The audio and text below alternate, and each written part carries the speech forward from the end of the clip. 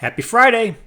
That means that it's time for the almost internet famous weekly TechSpective happy hour. Kick off the weekend. So when I was in the Air Force, I did tech school in Colorado, just outside Denver at Lowry Air Force Base. Fell in love with Colorado. I love the state of Colorado. It's a beautiful state. I love the mountains. Love Colorado. I also am a fan of vanilla as a flavor, and I'm a fan of porters as a beverage. So this week we have the Breckenridge Brewery Vanilla Porter. So we're going to try that out as our happy hour beverage of the week.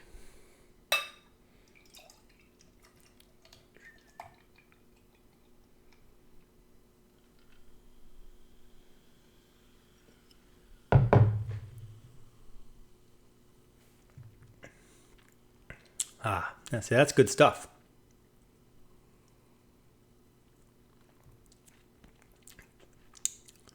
Does Colorado vanilla and porters justice.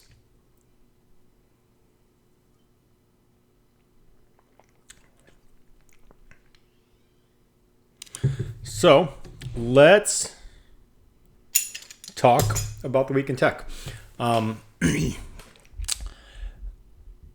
Earlier in the week, I did a video on Windows Hello because I now that I have the Surface Pro 4 and I've been playing with the Surface Pro 4, there will be a more in-depth review of the Surface Pro 4 posted this coming week.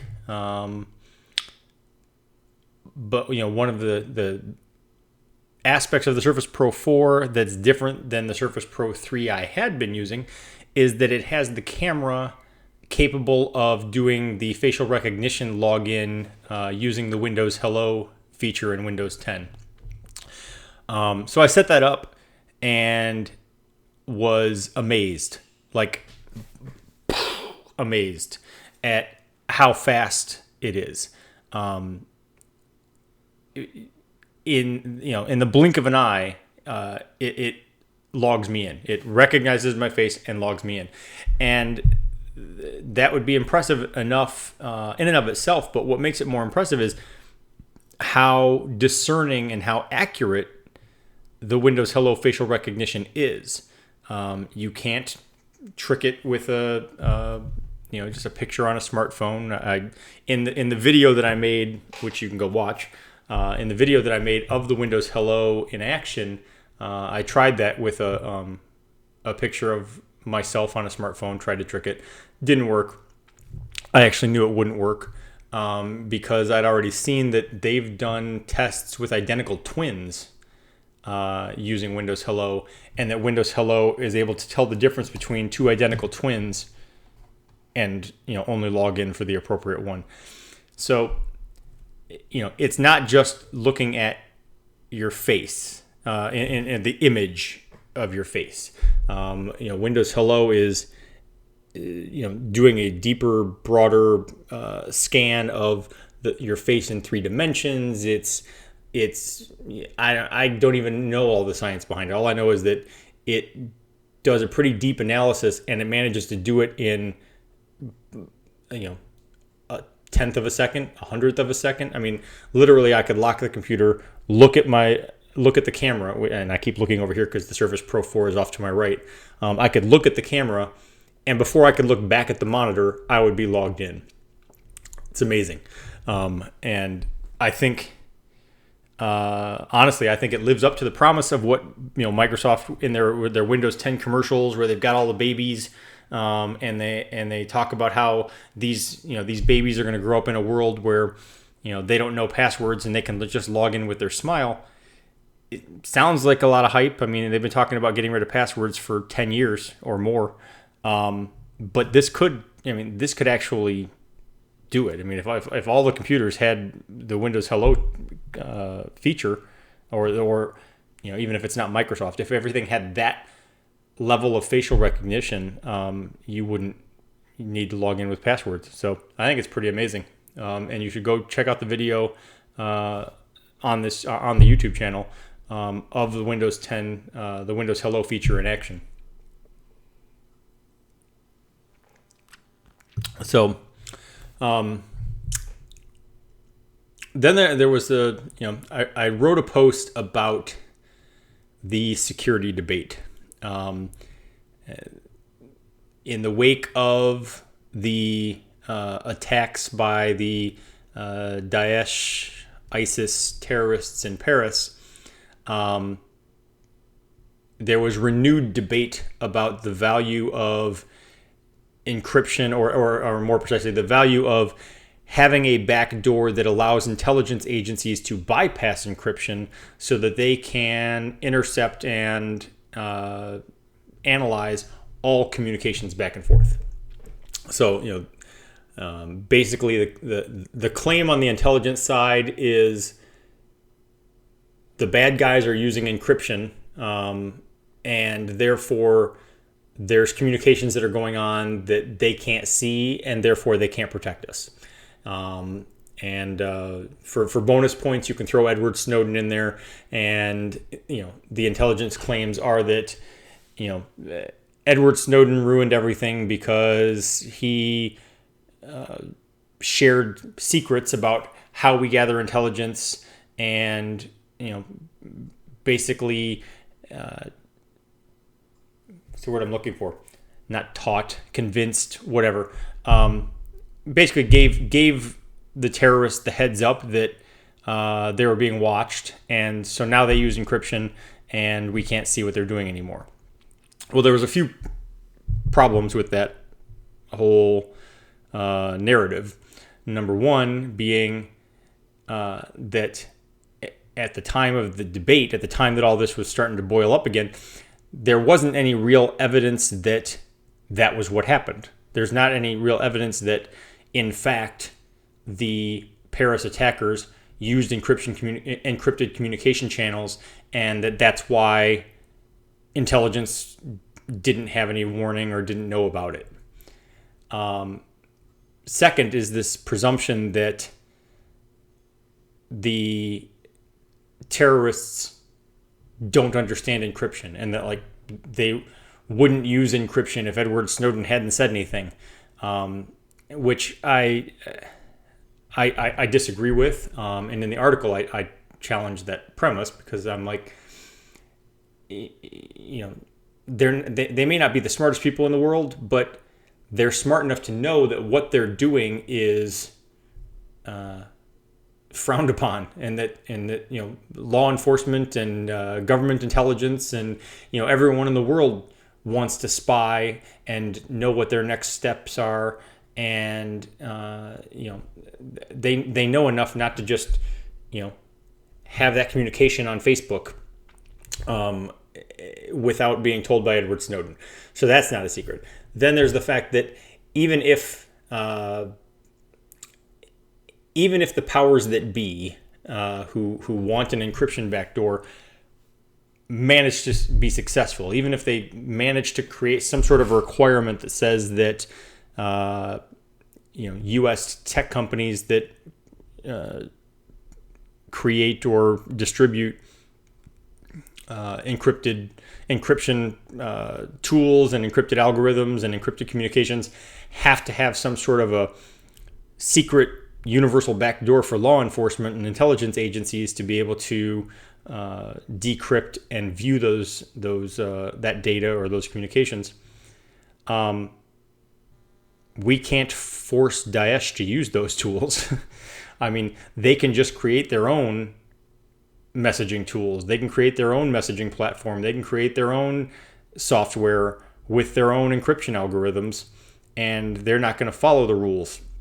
So putting a backdoor in the encryption tools just weakens the encryption for all of the rest of us who aren't terrorists, but ostensibly wouldn't really do that much to help in terms of gathering intelligence on terrorists. Like, they should be smart enough not to use those tools. So that's one argument. But in the article, though,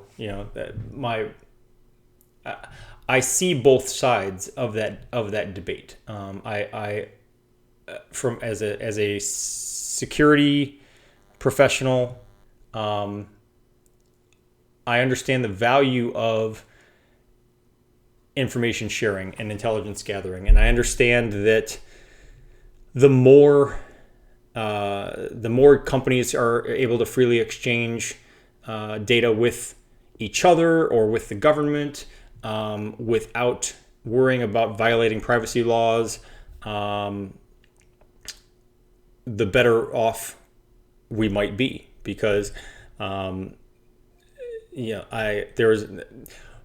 was a situation you may or may not recall, but a few years ago, there was the attacks on Google and a variety of other companies in China, and Google came out first and said, "Hey, this happened. We've detected this this breach, this attack on our network."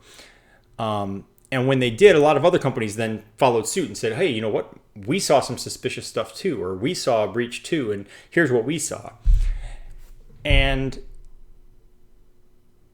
basically, in that situation, different organizations saw different things. They saw it from a different perspective. Maybe one saw suspicious network activity, and one saw a weird link in an email, and another saw a suspicious email attachment.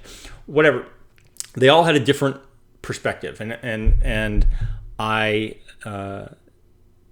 likened it to a jigsaw puzzle where each company had a piece of the puzzle, but nobody actually knew what the puzzle was supposed to look like when it was all put together.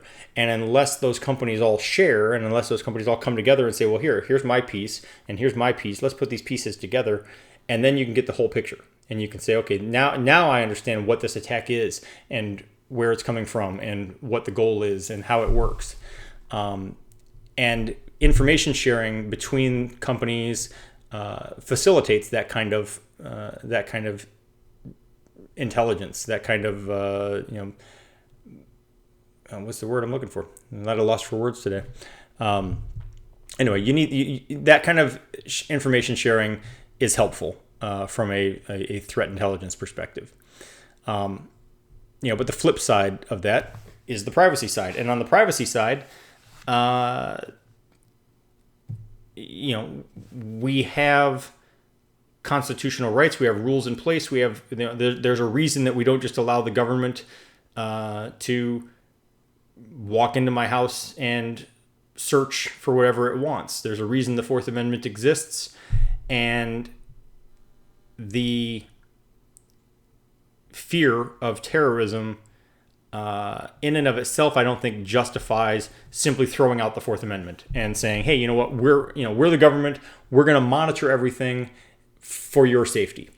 It doesn't really work that way. I think there still has to be a probable cause. There has to be a reason. The government has to have a warrant. They have to be able to justify why they want to monitor communications, or why they want to search somebody.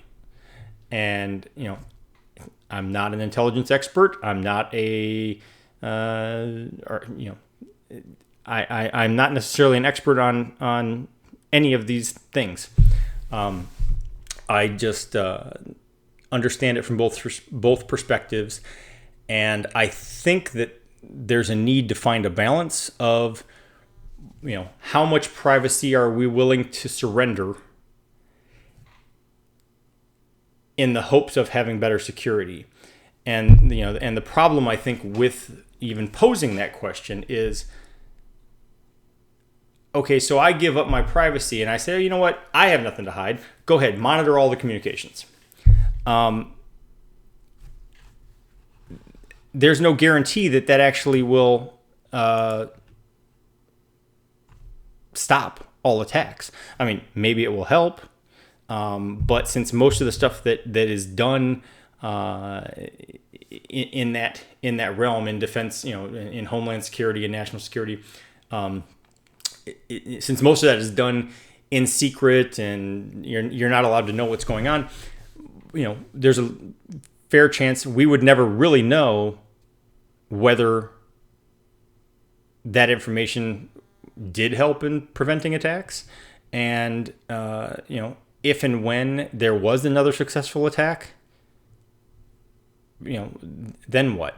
So I guess my point is, if you can't guarantee perfect security, is it worth surrendering privacy? And the flip side being, if you knew for a fact that allowing the government to monitor all communications and have a backdoor into encryption would absolutely prevent all terrorist attacks, is that a trade-off you would accept? And so it's finding the balance on that spectrum of security versus privacy, and how much are we willing to accept on either side of that equation. So that was a big thing. So I'm going to basically wind down with a little bit about this Gear VR. So today, the Samsung Gear VR went on sale. Now, this actually is an older, kind of a early prototype model. The one that went on sale today is actually a little bit more streamlined. I think it's about 20% smaller, lighter, whatever. But even this one, and I'm going to have an article up, over the weekend about this. But this is actually fairly comfortable. Now, you might look silly sitting around, doing this and looking all around in the virtual reality world, but because this is a strap over the top, and you've got this, wide. It's like a wide, stretchy, adjustable strap.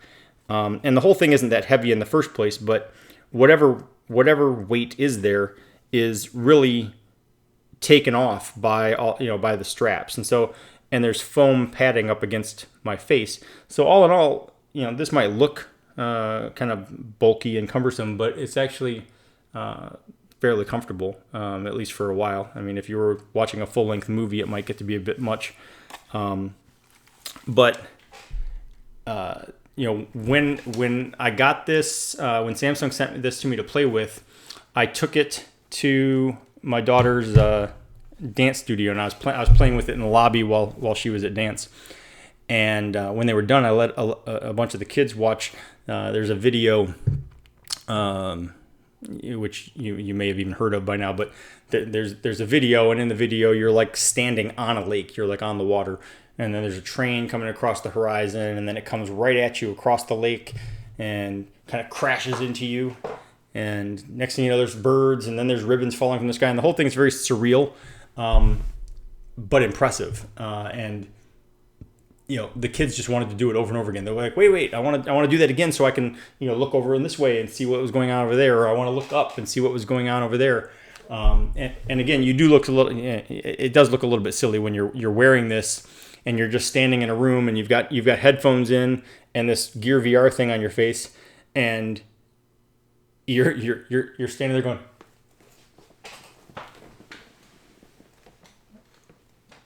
And people are looking at you like, what in the world is going on there? But it's really neat. And then there's a scary video called Catatonic that I thought was very cool. Wouldn't want my kids to watch it, but it was cool. And there were a couple other things that I thought were cool, but not cool enough. I thought they were too novelty.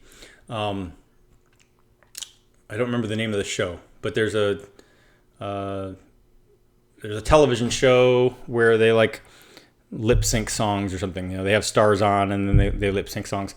And so there's some videos, some virtual reality videos of that where you were like in this 3D world of you're on the set of the show. And and there was also a video of the 40th anniversary Saturday Night Live episode, where you're sitting in the audience in this virtual reality world. And that's sort of cool. You can look right, you can look left, you can see the audience on either side of you. Look up, look around the studio. But not that cool, because It's kind of grainy video. It's given the choice between that and saying, hey, look, I'm feeling like I'm in this immersive experience where I'm like part of Saturday Night Live in the audience,